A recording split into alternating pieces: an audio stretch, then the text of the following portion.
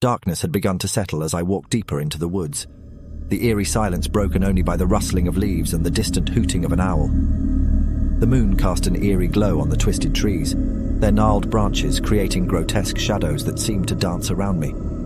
My heart raced, but I pressed on, driven by a mix of curiosity and stubbornness.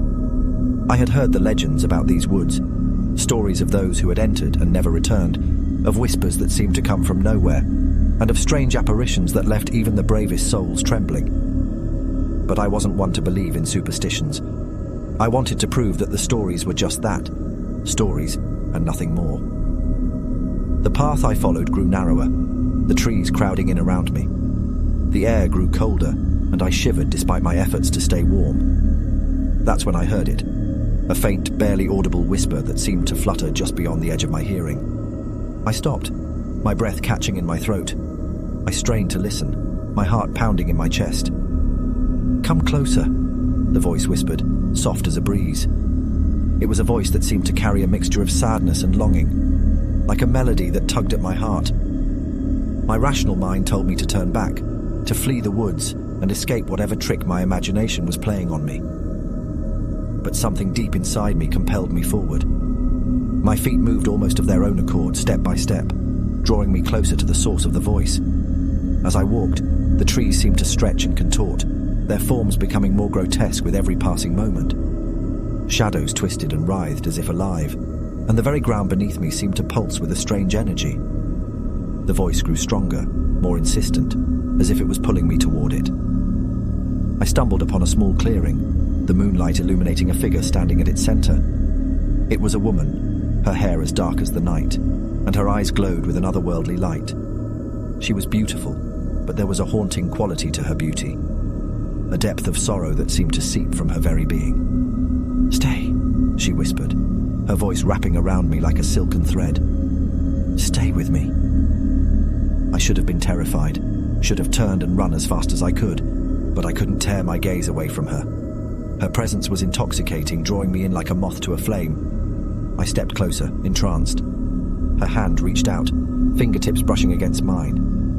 Cold tendrils of fear slithered down my spine, but they were no match for the overwhelming desire that consumed me. I reached out, my fingers intertwining with hers. Her touch was ice, yet it burned like fire. Time seemed to blur, the world around me fading into nothingness. All that existed was her and me, locked in a dance of longing and despair. The whispers grew louder, a cacophony of voices that echoed in my mind, each one a fragment of a story of those who had entered these woods and lost themselves to its enchantments. In that moment I understood. The legends were real, and I was becoming one of them, a lost soul forever bound to the whispering woods. As the truth settled in, fear clawed at my chest, and I tried to pull away from her, but her grip tightened, and her eyes bore into mine, holding me captive. The whispers grew to a crescendo, a chorus of voices that seemed to mourn for their own fate. I closed my eyes, surrendering to the darkness that enveloped me. The last thing I heard was her voice, a haunting melody that would forever echo in my mind. And then, silence. The woods swallowed me whole, consuming my identity, my memories, and my very essence. I became another whisper among the countless others, a lost soul trapped in the eternal dance of the whispering woods. Every morning when I woke up, I had a gnawing feeling that something was off. It started with a subtle shift in the atmosphere, as if the air around me had grown heavier overnight. But I brushed it off as mere paranoia, attributing it to the stress of city life. Until the day I noticed the subtle changes. I began finding small, inconspicuous items out of place in my apartment. A chair slightly shifted, a cup turned at a different angle. At first, I dismissed them as my own absent-mindedness, but the feeling of being watched intensified. It was as if there were eyes trained on me at all times, lurking in the shadows just beyond my sight. One evening, as I was getting ready for bed, I caught a glimpse of movement in my bedroom mirror. My heart leapt into my throat as I turned to find nothing there. My reflection stared back at me, seemingly normal, but I couldn't shake the feeling that I wasn't alone. I forced myself to chalk it up to fatigue and turned in for the night. Sleep did not come easily. Every creak of the floorboards, every rustle of the curtains sent shivers down my spine. I lay in bed, eyes darting around the room, until exhaustion finally pulled me into a fitful slumber. The next morning, I awoke to find a single word scrawled on my bathroom mirror in what looked like smeared lipstick. Watched. Panic surged through me. Someone had been in my apartment while I slept. I called the police, my voice trembling as I recounted the events of the past few days. They promised to keep an eye on the building and suggested I install security cameras. Days turned into weeks, and the feeling of being watched only grew stronger. My security cameras captured nothing out of the ordinary, and the police found no evidence of forced entry or suspicious activity. Friends and family tried to reassure me that it was probably just my imagination playing tricks on me, but I knew something was wrong. Late one night as I lay in bed, I heard a soft whisper, barely audible but distinct enough to send a jolt of fear through my veins. "You can't escape." The voice was cold, devoid of any emotion, and it seemed to come from all directions at once. I clutched my blankets tightly, my heart racing as I scanned the room, searching for the source. But there was nothing to be seen. I decided to take matters into my own hands.